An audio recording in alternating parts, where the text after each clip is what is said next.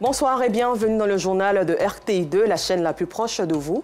À la une de l'actualité, dans notre dossier du jour, nous irons dans la Maraoué pour voir l'état du parc national, une zone de conservation de la biodiversité prévue par l'État ivoirien.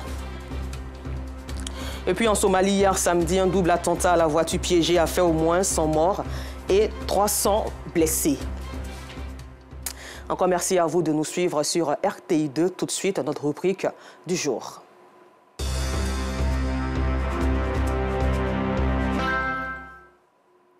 Le parc national de la Maraoué est une zone de conservation de la biodiversité prévue par l'État de Côte d'Ivoire. Il a pour objectif de protéger la faune et la flore, mais surtout de lutter contre le réchauffement climatique. Cette aire protégée n'existe aujourd'hui que de nom, totalement détruite par les populations qui y ont fait des plantations et campements. Depuis donc un peu plus de 5 ans, on parle de déguerpissement de ces populations considérées comme clandestines. Notre équipe de reportage a fait incursion dans cette partie de la région de la Maraoué pour faire le constat des conditions de vie de ces clandestins et rechercher ce qui fait blocage à la libération de cette aire importante pour la qualité de vie en Côte d'Ivoire. Théodore Zouzou, Kader Bachila. Vaste étendue de forêt dense d'une superficie de 1101 hectares il y a près de 4 décennies, au milieu des villes de Boaflé, Bonon, Bédiala, Daloa et Zionoula, le parc national de la Maraoué est aujourd'hui une forêt de façade. Cette aire protégée est totalement détruite de l'intérieur. Des plantations de toutes sortes, des orpailleurs clandestins, de gros campements comme ici à Gombo Kwadiokro occupent les lieux devenus inaccessibles.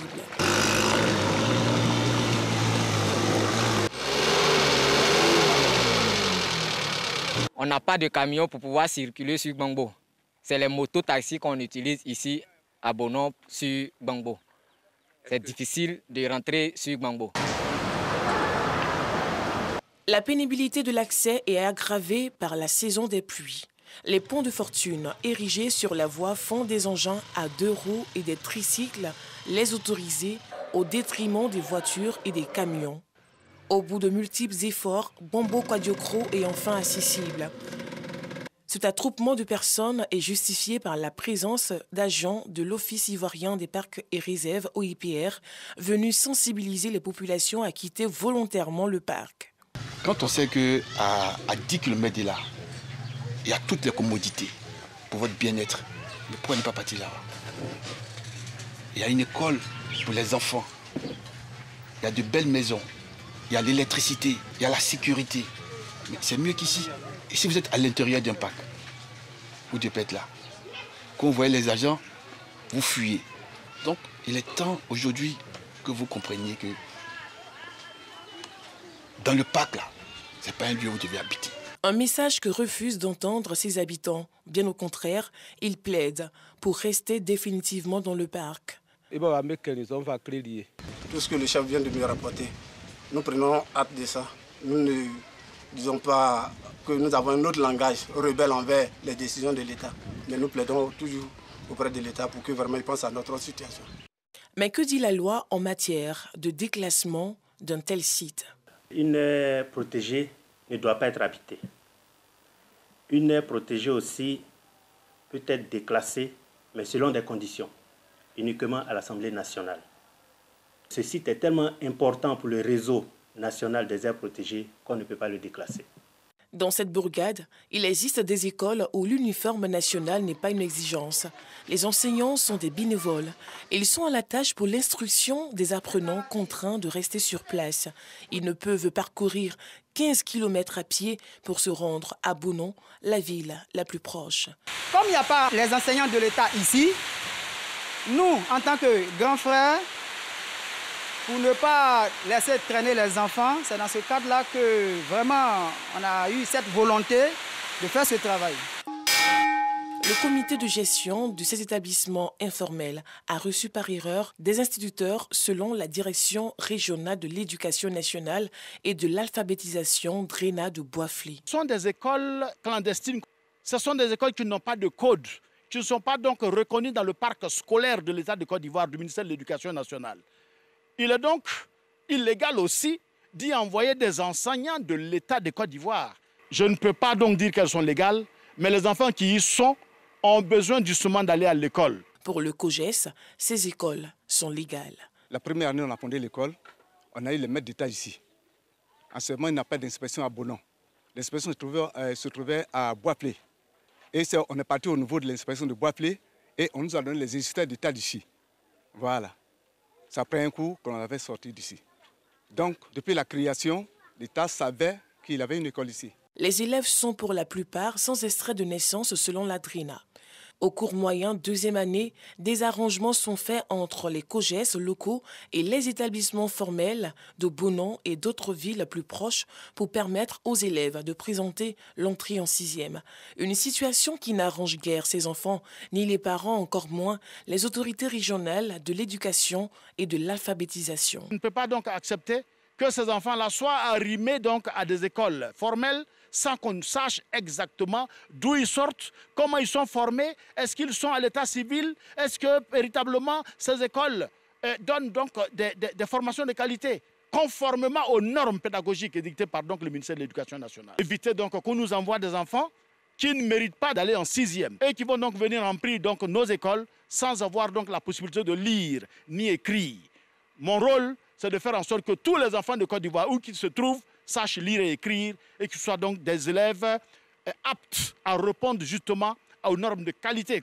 Pire, le problème d'accès à l'eau potable. La seule pompe du campement est en panne depuis belle lurette. Les femmes qui n'acceptaient pas cette réalité ont tenté en vain de faire jaillir l'eau potable. Les eaux ici sont polluées par l'orpaillage illicite. Face à cette triste situation, elles se contentent de boire l'eau en sachet venue de Bonon. C'est l'eau des ruissellements qu'on utilise en ces temps pluvieux pour tout. Ça nous donne la diarrhée et des démangeaisons.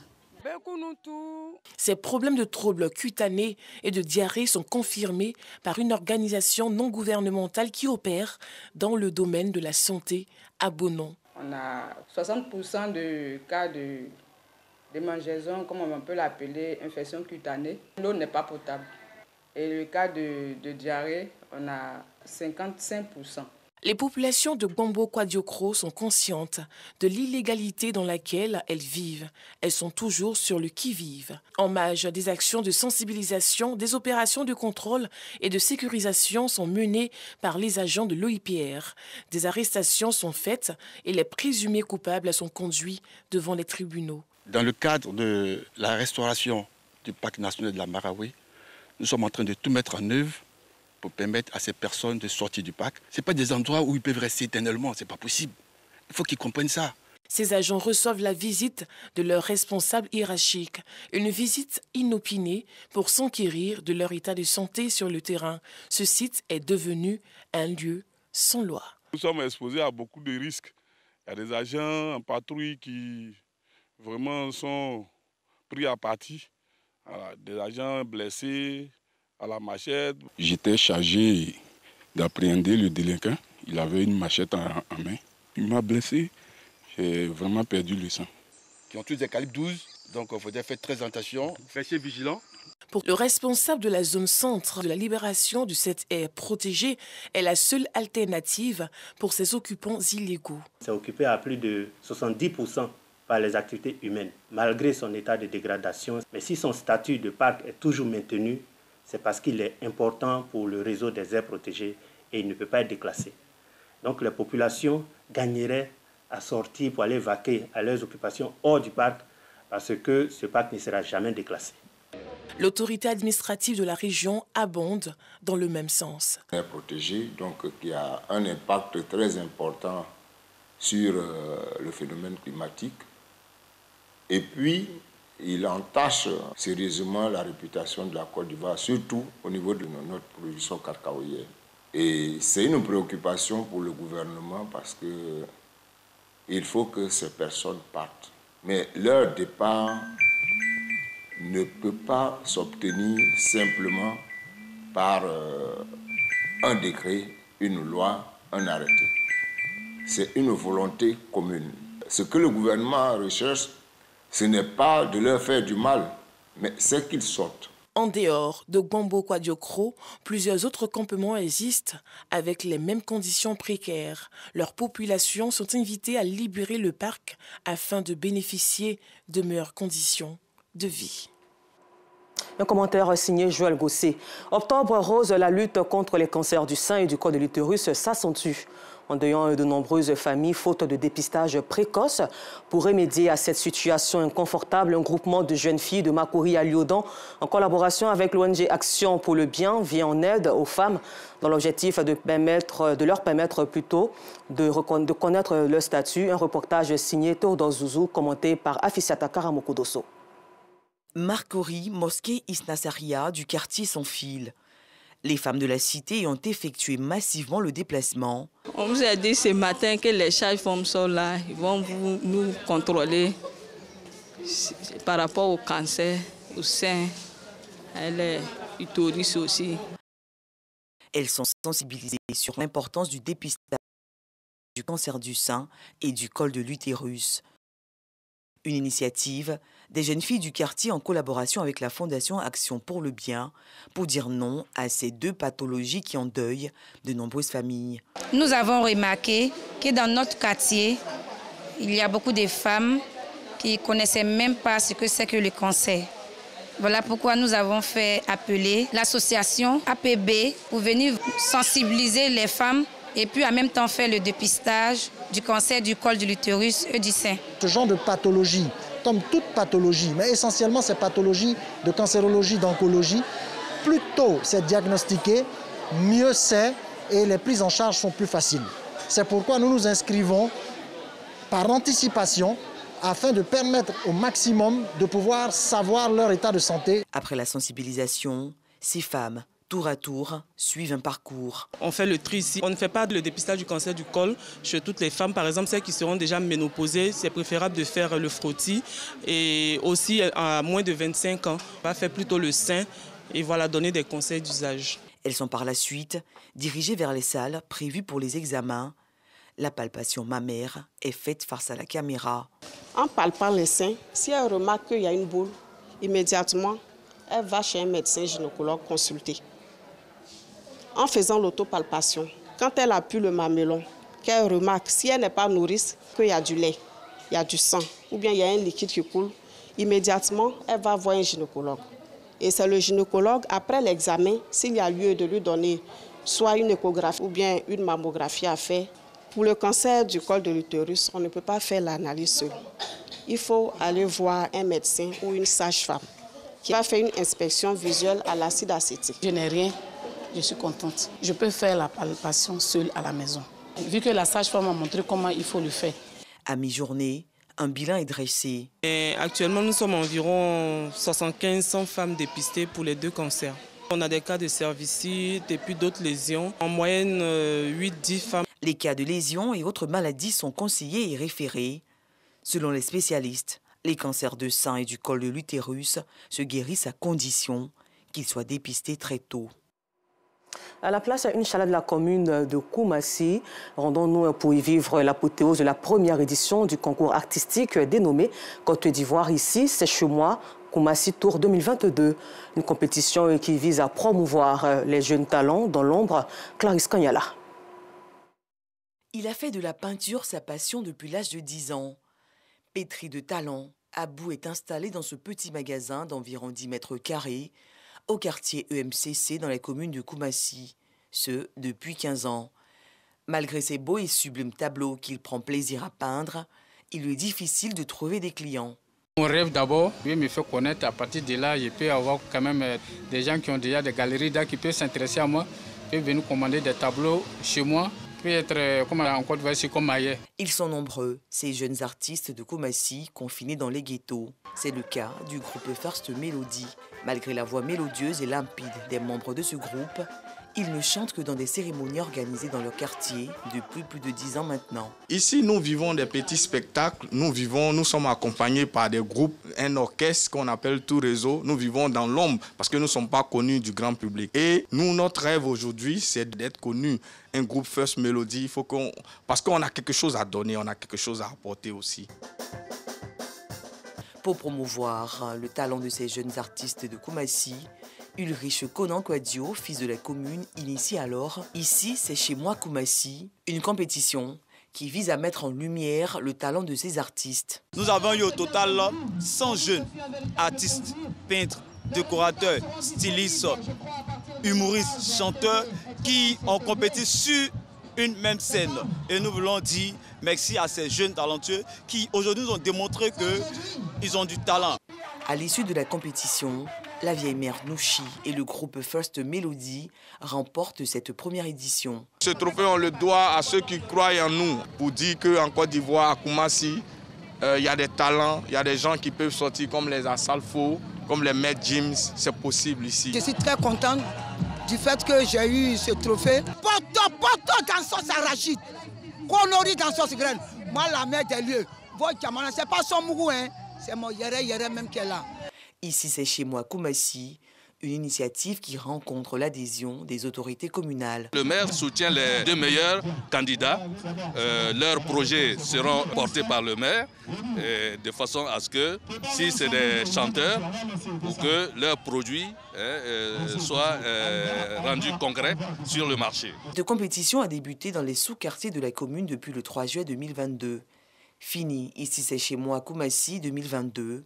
Rendez-vous est donc pris pour l'édition 2023. En culture, les Nzima Kotoko sont invités à se réconcilier avant d'entrer dans l'Abissa, période qui marque le Nouvel An. Le Siédou est donc le moment de faire la paix. À cet effet, donc, le chef d'Azuriti, Nanan Bognan et son peuple ont donné l'exemple hier samedi à travers une cérémonie de partage avec Victoria Angoire et vivons ensemble ce moment de convivialité. La communauté Nzima Kotoko d'Azuriti, autour de son chef, Nanan Bognan, a invité ce samedi son peuple autour d'un repas pour donner un exemple de la signification du Siédou.